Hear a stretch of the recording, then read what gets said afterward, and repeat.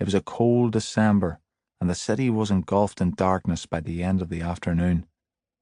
The cooker in the new flat was not hooked up yet, so Jean sent her daughter Helen, who was 15, to a local takeaway for a bag of fish and chips. While the rest of the family waited for Helen, Jean drew a hot bath. When you have young children, sometimes the only place you can find a moment of privacy is behind a locked bathroom door. Jean was small and pale, with delicate features and dark hair that she wore pulled back from her face. She slipped into the water and stayed there. She had just got out of the bath, her skin flushed, when somebody knocked on the front door.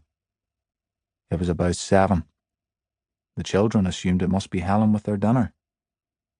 But when they opened the door, a gang of people burst inside. It happened so abruptly that none of the McConville children could say precisely how many there were.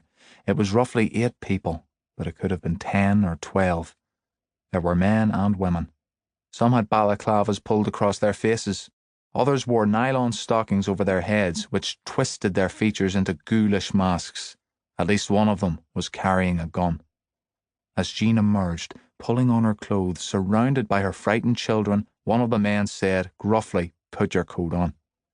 She trembled violently as the intruders tried to pull her out of the flat. "What's happening?" she asked, her panic rising. That was when the children went berserk. Michael, who was 11, tried to grab his mother. Billy and Jim threw their arms around her and wailed. The gang tried to calm the children, saying that they would bring Jean back. They just needed to talk to her. She would be gone for only a few hours. Archie, who at 16 was the oldest child at home, asked if he could accompany his mother wherever she was going, and the members of the gang agreed. Jean McConville put on her tweed overcoat and headscarf as the younger children were herded into one of the bedrooms. While they were ushering the children away, the intruders spoke to them, offering blunt assurances and addressing them by name. A couple of the men were not wearing masks, and Michael McConville realized, to his horror, that the people taking his mother away were not strangers. They were his neighbours. Devis Flats was a nightmare from an Escher drawing, a concrete warren of stairways, passages, and overcrowded flats. The lifts were perpetually out of order, and Jean McConville was borne by the rough little scrum out of her flat, through a corridor, and down a set of stairs. Normally there were people about at night, even in the winter time, kids kicking a ball through the hallway or labourers coming home from work. But Archie noticed that the complex seemed eerily vacant, almost as if the area had been cleared. There was nobody to flag down, no neighbour who could sound the alarm. He kept close to his mother, shuffling along, and she clung to him, not wanting to let go. But at the bottom of the stairs, a larger group was waiting, as many as 20 people, casually dressed and masked with balaclavas. Several of them had guns.